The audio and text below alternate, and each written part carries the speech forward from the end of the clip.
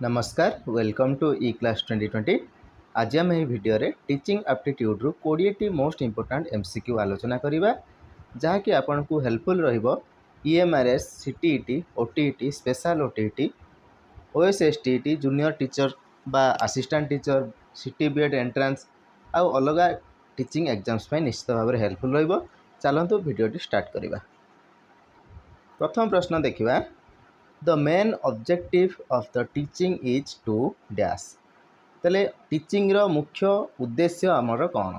Option A help students get high marks, option B develop understanding and skills, option C maintain classroom discipline, option D complete the syllabus. तले आमर मुख्य उद्देश्य हूँ teaching रो कौन ना develop understanding and skills. तार तार बुझी क्षमता को आ तार दक्षता को वृद्धि करवा बा विकास करवा हूँ आमर टीचिंग रो मुख्य लक्ष्य। परवर्ती प्रश्न को जीवा क्वेश्चन नंबर 2 को जीवा which of the following best defines the nature of teaching. ताल टीचिंग रो नेचर को बा टीचिंग रो प्रकृति को यही चारोटी ऑप्शन मध्यरु केउटी अधिक भाव में डिफाइन करूछि सबुठारु भल भाव में डिफाइन करूछि। Option A it is an art only, option B it is a science only, option C it is both art and science, option D it is a mechanical process. ताले आमर teaching होची गोटे उभय art आउ science कला आउ विज्ञान। ताले टीचिंग गोटे कला आउ मध्य गोटे विज्ञान। ताले आपण देखि पारथुवे एक्सप्लेनेशन ने अछि टीचिंग ब्लेंड्स साइंटिफिक प्रिंसिपल्स और methods and artistic creativity style और अप्रोच। परवर्ती प्रश्न क्वेश्चन नंबर 3 को जीवा। क्वेश्चन नंबर 3 अच्छी which is not a characteristic of effective teaching. केउटी गोटे इफेक्टिव टीचिंग रो गोटे गुण नुहे बा कैरेक्टरिस्टिक नुहे। Option A teacher centred, option B interactive, option C goal oriented, option D flexible. कोटा गोटे नुहे से देछि तले कोटा नुहे इंटरएक्टिव तो अटे। तले एटा जदि आपण कैरेक्टरिस्टिक गोटे इफेक्टिव टीचिंग रो गोटे कैरेक्टरिस्टिक, गोल ओरिएंटेड मध्य गोटे कैरेक्टरिस्टिक आ फ्लेक्सिबल मध्य गोटे कैरेक्टरिस्टिक, किंतु कोटा नुहे ना टीचर सेंटर्ड नुहे शिक्षक केंद्रिक नुहे। ताले आमर गोटे इफेक्टिव टीचिंग आमर चाइल्ड सेंटर्ड होता है, आमर टीचर सेंटर्ड हो न था। बुझी होची। ता परवर्ती प्रश्न को जीवा 4 नंबर प्रश्न the ultimate goal of teaching is. ताले टीचिंग रो अल्टीमेट गोल टी कौन? Option A transmission of knowledge, option B development of personality, option C scoring in exams, option D obedience to the teacher. ताले हमर ultimate goal होची कौन? Development of personality, व्यक्तित्वर विकास होची हमर टीचिंग रो मुख्य गोल। परवर्ती प्रश्न क्वेश्चन नंबर 5 को जीवा।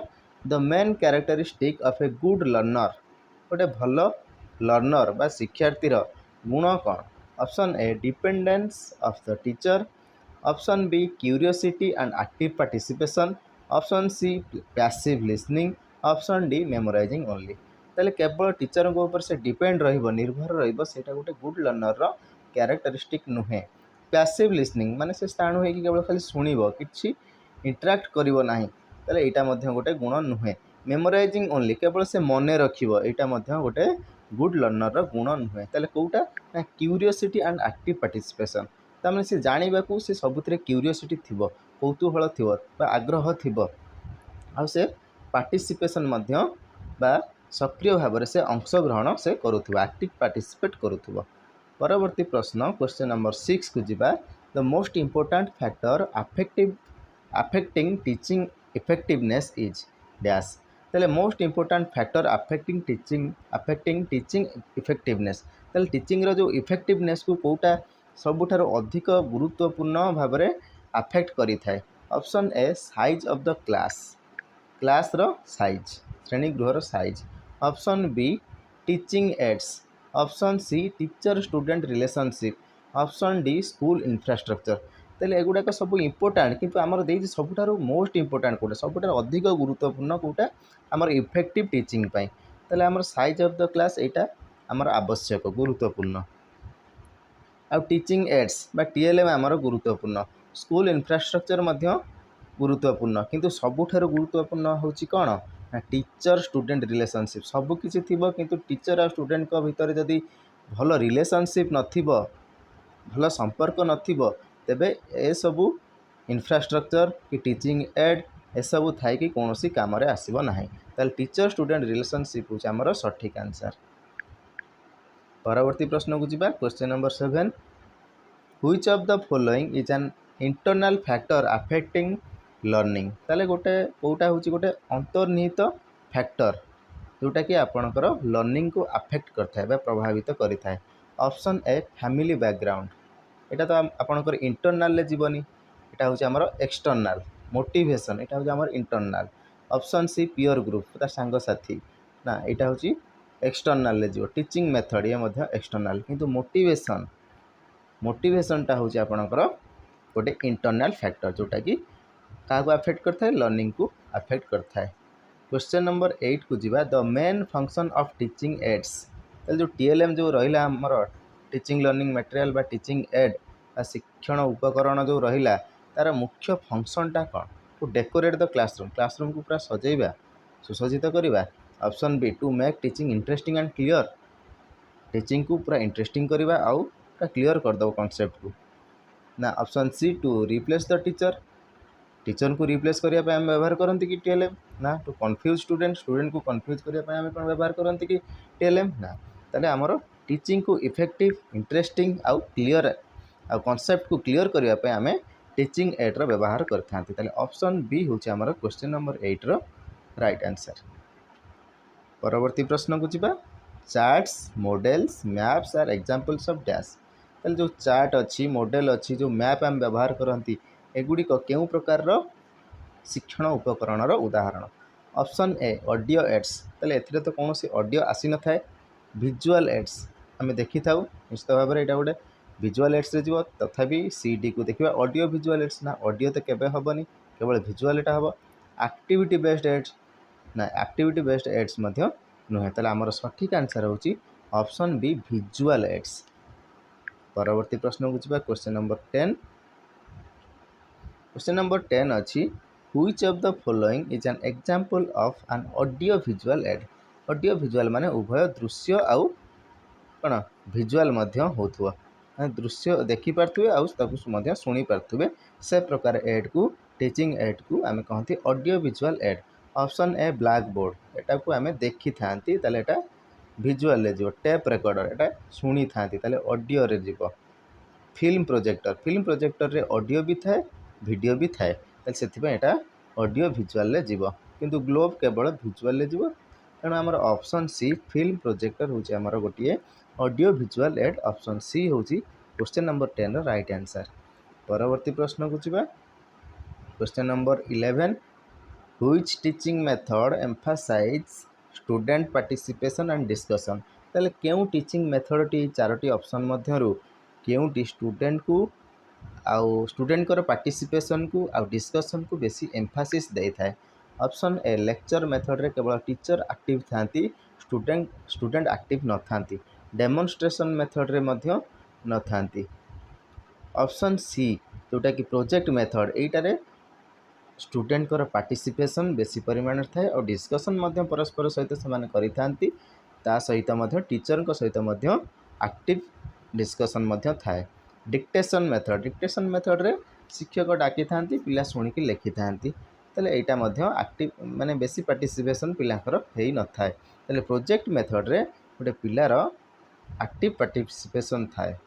ताले परवर्ती प्रश्न क्वेश्चन नंबर 12 को जीवा the lecture method is most suitable when lecture method केते बेले सबुठारु सुइटेबल हबो a teacher wants to motivate learners जेते बेले लर्नर को मोटिवेट करिया पई चाहउचंती उत्साहित करिया चाहउचंती सेते बेले से लेक्चर मेथड व्यवहार करिवे कि ना।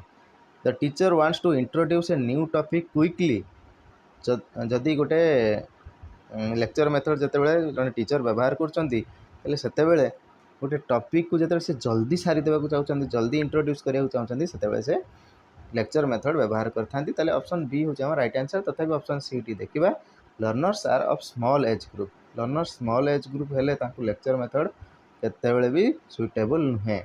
लर्निंग इन्वॉल्व्स फिजिकल एक्टिविटी ना ताले ऑप्शन बी हो जामा राइट आंसर जोटा कि the teacher wants to introduce a new topic quickly ताले एई लेक्चर मेथड टी छोट पिला मानक पई नुह एगुडा सब बड़ पिला मानक पई जेमिति कि +2 +3 लेवल पिलांक पई लेक्चर मेथड सुइटेबल। तापर question number 13 which method of teaching encourage learning by doing ताले केउ टीचिंग टी एनकरेज करता है लर्निंग बाय डूइंग माने करी कि सिखिबा पई। Option A lecture method, option B demonstration method, option C project method. Project method रे से करी कि पिलाटी सिखिता है से प्रोजेक्ट मेथड होची एनकरेज करता है लर्निंग बाय डूइंग रे। तापर ऑप्शन डी भी टिके देखिदवा डिस्कशन मेथड रे नुहे। तापर question number 14 which of the following is not a modern teaching method केउटी गोटे मॉडर्न टीचिंग मेथड नुहे नॉट देछि भलो भाबे लक्ष्य करथुबे। फ्लिप्ड क्लासरूम एटा गोटे होची मॉडर्न टीचिंग मेथड तले फ्लिप्ड क्लासरूम रे कोन हेते ना गोटे पिला गोटे विषय रे सिखिबा पूर्वरु से घरु कोन करथा है ना घरु से विषय किसी पढ़ी की जाई पारे ना किसी वीडियो देखि देखि जाई थाई पारे तले सेटा को हम कोन कहबा फ्लिप्ड क्लासरूम कहबा। तले प्रथम से घरु पढ़ी की जिवो तापर से क्लासरूम रे पढ़िबो तले एटा होची हमर flipped classroom. Problem based learning तले एटा मध्य हमर मॉडर्न टीचिंग मेथड रे आसुची। Lecture based rote learning rote learning माने घोषा पद्धति माने से घोषी की शिखिबो सही प्रकार लेक्चर बेस्ड रोट लर्निंग एटा होची हमर मॉडर्न टीचिंग मेथड नुहे तले हमर नॉट जेहेतु देथिला तले एटा होबो हमर आंसर। ते कोऑपरेटिव लर्निंग टा टिके देखिदा कोऑपरेटिव लर्निंग मध्य हमर गोटे मॉडर्न टीचिंग मेथड तले एटा आंसर होबनी तले हमर आंसर होची option C lecture based rote learning. परवर्ती प्रश्न क्वेश्चन नंबर 15 को जीवा evaluation helps teacher to dash तले इवैल्यूएशन जो मूल्यांकन करिथांती टीचर ता द्वारा कौन टीचर को हेल्प होता है। असाइन ग्रेड्स ओनली ग्रेड देवा पई सुविधा होता है ना understand learners progress and adjust teaching तले लर्नर प्रोग्रेस को तार जो प्रोग्रेस करची से प्रोग्रेस को बुझिबा पई आउ एडजस्ट करिया पई निजर टीचिंग को एडजस्ट करिया पई से इवैल्यूएशन करथान तले ऑप्शन बी होची हमर राइट आंसर। तथा भी सी डी देखिबा डिसिप्लिन स्टूडेंट्स तले पिला को डिसिप्लिन श्रृंखलित करिया पई हमें इवैल्यूएशन करिवे कि ना। डिसाइड प्रमोशन प्रमोशन को हमें लक्ष्य करिके हमें कोन इवैल्यूएशन करिवे कि ना तले हमर बी होची हमर appropriate answer understand learners progress and adjust teaching. परवर्ती प्रश्न formative evaluation is conducted dash तले फॉर्मेटिव इवैल्यूएशन टा at the end of the course ना एंड ऑफ द कोर्स हमर समेटिव हेता है एसे 1 एसे 2 एगुडा सब हेता है बिफोर टीचिंग बिगिन्स माने टीचिंग आरंभ पूर्व होता है कि फॉर्मेटिव ना। Option C during the teaching process तले ड्यूरिंग टीचिंग प्रोसेस रे हमर फॉर्मेटिव असेसमेंट हेता है बुझिला तले ऑप्शन सी होछ हमर सठिक उत्तर। परवर्ती प्रश्न summative evaluation measures dash overall achievement after instruction हाँ यहाँ हूँ हाँ सब इंस्ट्रक्शन पर ओवरऑल अचीवमेंट हम जो मापती से आम समेटिव इवैल्यूएशन करें तले ऑप्शन ए हूँ आमर राइट आंसर।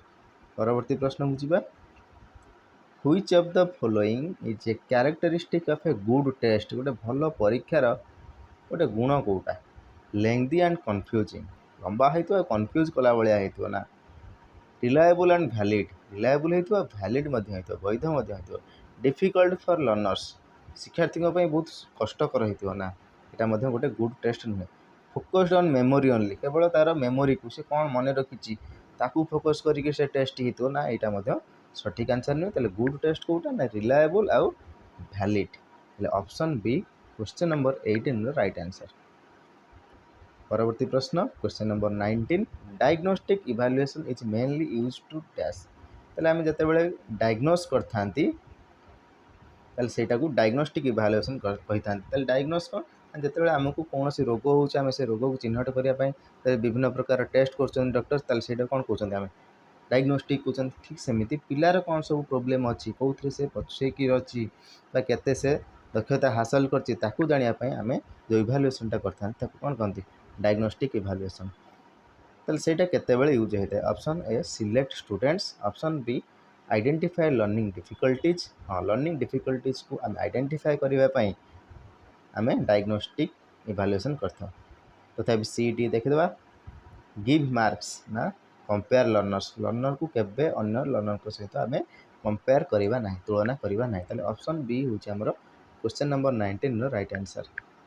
शेष प्रश्न 20 नंबर प्रश्न सीसीई रो पूरा नाम देखिपे continuous and comprehensive evaluation focuses on dash ताले सीसीई कहा ऊपर फोकस करता है ओनली स्कॉलास्टिक ऊपर केवल से फोकस कर उभय स्कॉलास्टिक आउ को स्कॉलास्टिक ताले उभय ऊपर से गुरुत्व दे थाए।